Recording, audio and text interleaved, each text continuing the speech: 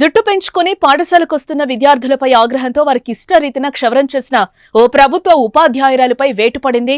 తల్లిదండ్రుల ఫిర్యాదుతో డీఈఓ ఆమెను సస్పెండ్ చేస్తూ ఆదేశాలు జారీ చేశారు. ఖమ్మం జిల్లాలో తాజాగా ఈ ఘటన వెలుగు చూసింది. జిల్లాలోని పేరువంచి జిల్లా పరిషత్ పాఠశాలలో దిగుమర్తి శిరీష ఇంగ్లీష్ టీచర్ గా విధులు నిర్వర్తిస్తున్నారు. కొందరు విద్యార్థులు జుట్టు బాగా పెంచుకుని పాఠశాలకు వస్తూ ఉండడంతో పద్ధతి మార్చుకోవాలని పలుమార్లు సూచించింది. అయినా వారు లెక్క చేయకపోవడంతో 9, 10 తరగతుల్లో 5 చొప్పున విద్యార్థులకు, 8 తరగతిలో 4, 6, 7 తరగతుల్లో 3 చొప్పున విద్యార్థులకు జుట్టును కత్తిరించారు.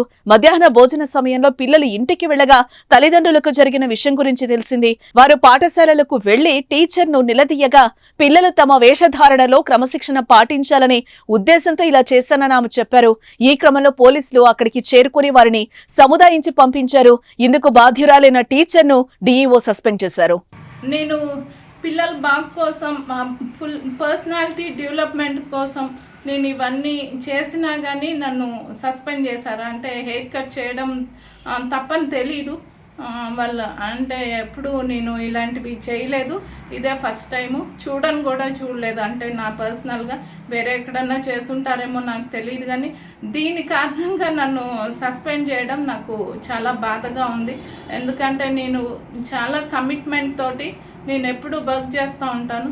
అలాంటిది నాకు ఈ సస్పెన్షన్ మూలాన ఒక బ్యాడ్ ఫేమ్ అనేది తీసుకొచ్చారని నేను అనుకుంటున్నాను. తనను సస్పెండ్ చేయడంపై టీచర్ శిరీష స్పందించారు. ఇలాంటి నోటీసులు ఇవ్వకుండా, ఎంక్వైరీ లేకుండా సస్పెండ్ చేయడం బాధాకరమన్నారు. పిల్లలకు కటింగ్ చేసే విషయంలో హెడ్ మాస్టర్ తో పాటు పలువురు ఉపాధ్యాయులు సహకరించినా ఎవరిపై చర్యలు తీసుకోకుండా తనపైన చర్యలు తీసుకోవడం ఏంటని ప్రశ్నించారు. ఆయన వ్యక్తిగత కారణాల వల్ల అలా చేయలేదని, విద్యార్థులు మంచిగా ఉండాలనే ఉద్దేశంతో ఇలా చేశానని అన్నారు.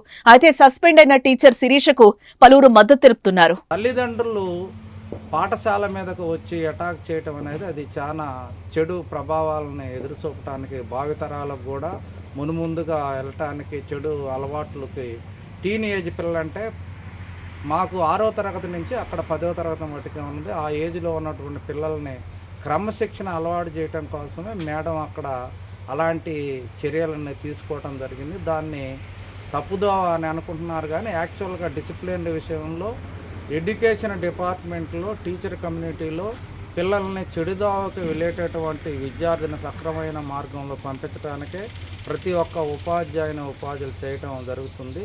ఇది ముమ్మాటికి కూడాను సక్రమైన పద్ధతి అని అనుకుంటున్నాం, కానీ వేరే విధంగా భావించడం వల్ల దీనివల్ల అనర్థాలు రావటం జరిగింది. కానీ వేరేటటువంటి ఎక్కడ కూడాను పిల్లగాడికి ఆ పాఠశాలలో ఏ హెల్ప్ కావాలన్నా ఆ మేడం గారు హెల్ప్ చేయటం జరుగుతూ ఉంటుంది.